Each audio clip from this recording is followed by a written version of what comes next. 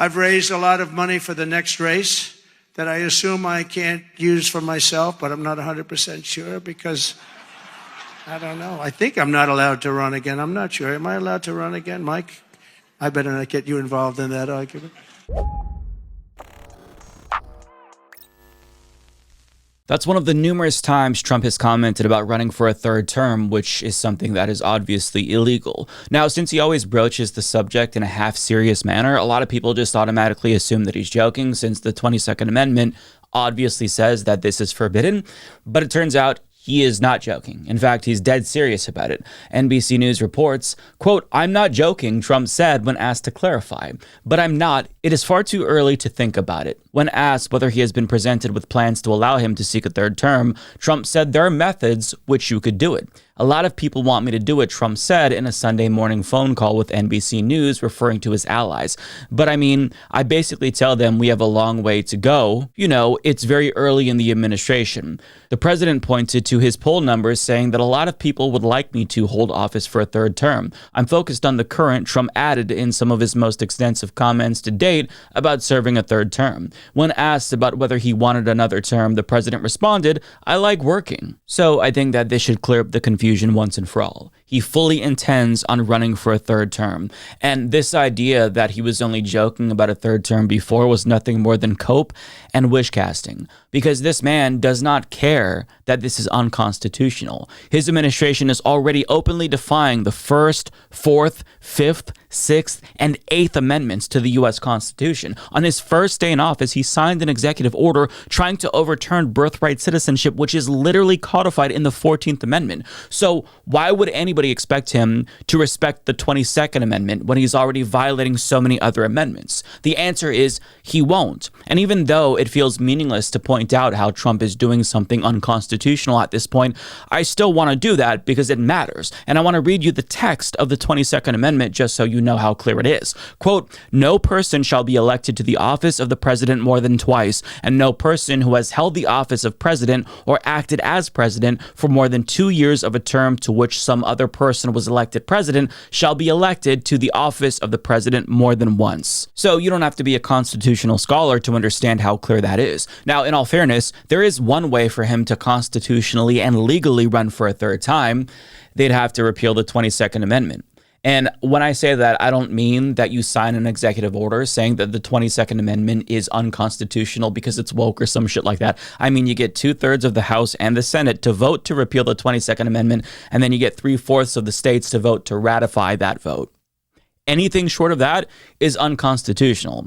But since the proper process is politically impossible, they're just planning to try to find ways to get around it. NBC News continues. NBC News asked about a possible scenario in which Vice President J.D. Vance would run for office and then pass the role to Trump. Trump responded that that's one method, but there are others too, Trump added. Asked to share another method, Trump simply responded, no. So he's basically open to the Vladimir Putin method.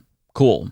The problem with that is the 12th Amendment, which says no person constitutionally ineligible to the office of president shall be eligible to that of vice president of the United States. So that plan doesn't allow them to get around the Constitution like they think it does. Now, another possibility is that the Supreme Court could theoretically just pretend like the 22nd Amendment doesn't say what it says, and they could interpret it to mean that a president can't serve more than 2 consecutive terms. And then that would, I guess, apply a veneer of legality to a hypothetical third run, even though it's blatantly unconstitutional. I don't know if even the Supreme Court would go for that, but it's a possibility.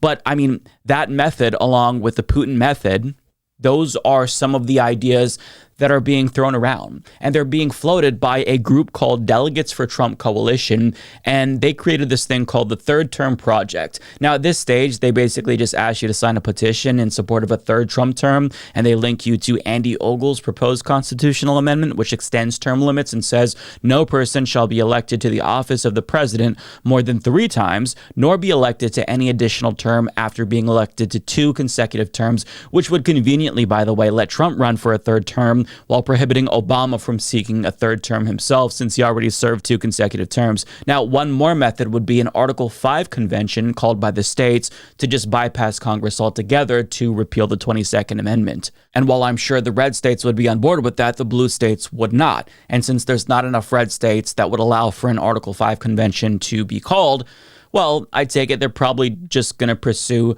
the easiest path, the path of least resistance, which is probably the Putin method since it worked for Putin. So they're like, well, he did it, so I guess we can too. Now, they explain that on this website in the following way. Quote, President Trump can run as vice president with a space filler as president in 2028. No, he can't because the 12th Amendment forbids this, but they continue. Perhaps Donald Trump Jr. could run on a Trump-Trump ticket before gracefully resigning on January 21st, 2028 after securing victory. This plan, while unorthodox, would show that MAGA cannot be stopped by any procedural rule. Now, I find it interesting that they're referring to the 22nd Amendment to the U.S. Constitution as a procedural rule. That's weird. But this entire website is full of contradictions. On one hand, they call the 22nd Amendment unfair and recommend an amendment to repeal that. But on the other hand, they refer to the constitutional provisions that stop Trump from running as like procedural hurdles, which would only require a little bit of finessing of the law to get around it. I mean, it's nonsensical. Either way, I think that there's an important admission here in all of these contradictions. The admission is that they don't care how they do it. They're going to do it regardless. They'd prefer it to be done legally so as to not upset the American public, but if they have to break the law and violate the Constitution, they will. The ends justify the means, and Trump's allies are already trying to plant some seeds to make the public a little bit more open and receptive to this idea of him running for another term. So there's Steve Bannon, who said this on News Nation a couple of weeks ago. I'm a firm believer that President Trump will run and win again in 2028. So I've already endorsed President Trump. A man like this comes along once every century if we're lucky. We've got him now. He's on fire, and I'm a huge supporter. Want to see him again in 2028.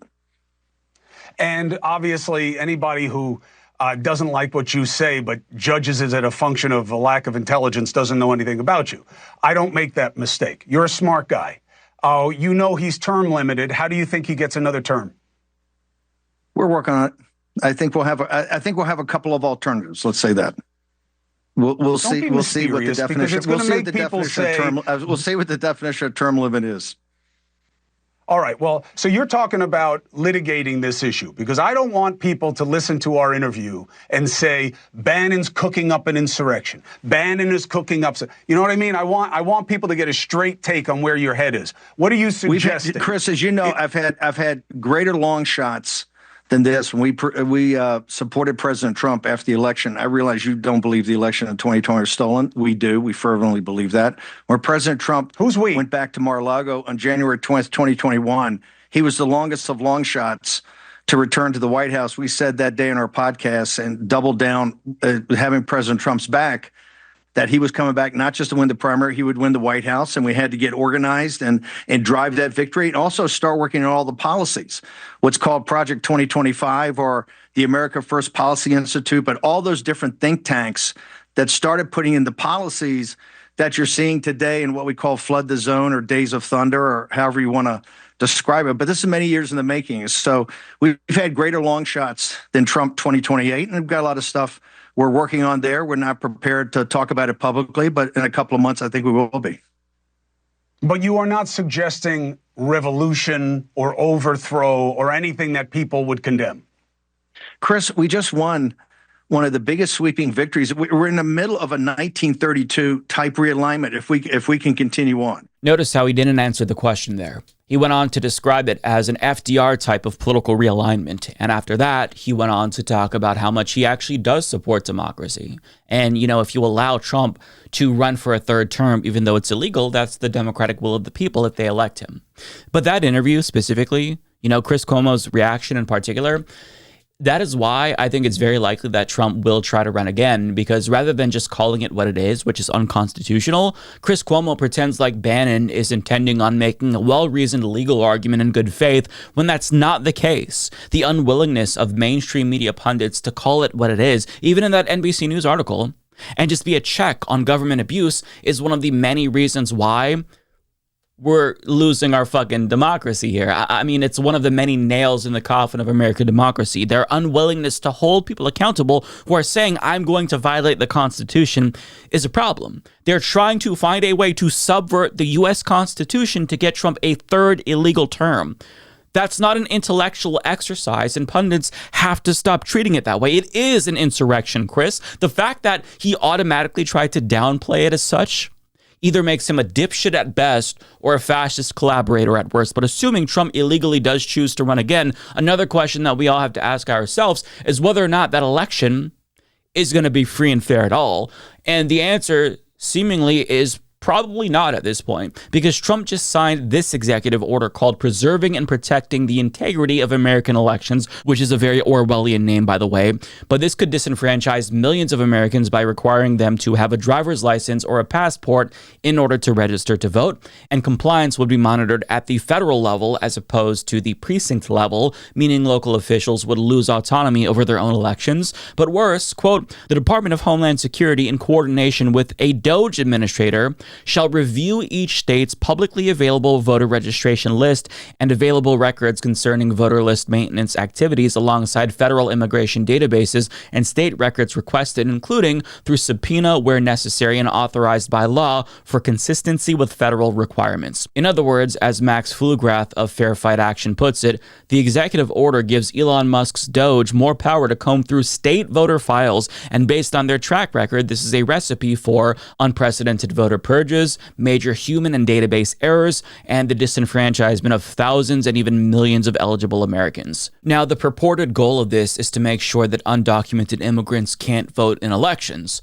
But I mean, if that's your goal, mission accomplished, because they're already not voting in U.S. elections. NPR reports, while the Conservative Heritage Foundation has actively promoted claims about the risk of non-citizens voting, its own data suggests how rare these cases are. The Washington Post reviewed a heritage database of voter fraud cases and found 85 cases relating to allegations of non-citizens voting between 2002 and 2023. In other words, they're lying. They've been lying, knowingly so.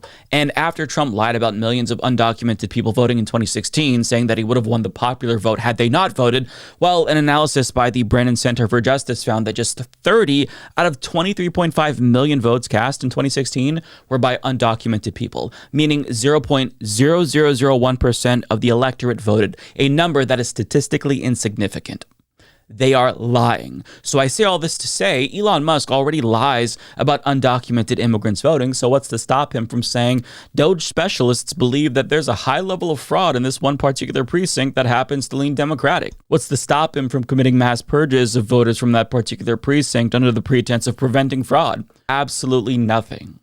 So we are in a situation where the President of the United States is planning on seeking an illegal third term, and he's openly broadcasting his intent to do that, even though he knows it's against the Constitution. And we're also in a situation where the next election may no longer be free and fair. And if things continue on this trajectory, 2028 won't be a presidential election. It'll be the solidification of regime change in the United States of America.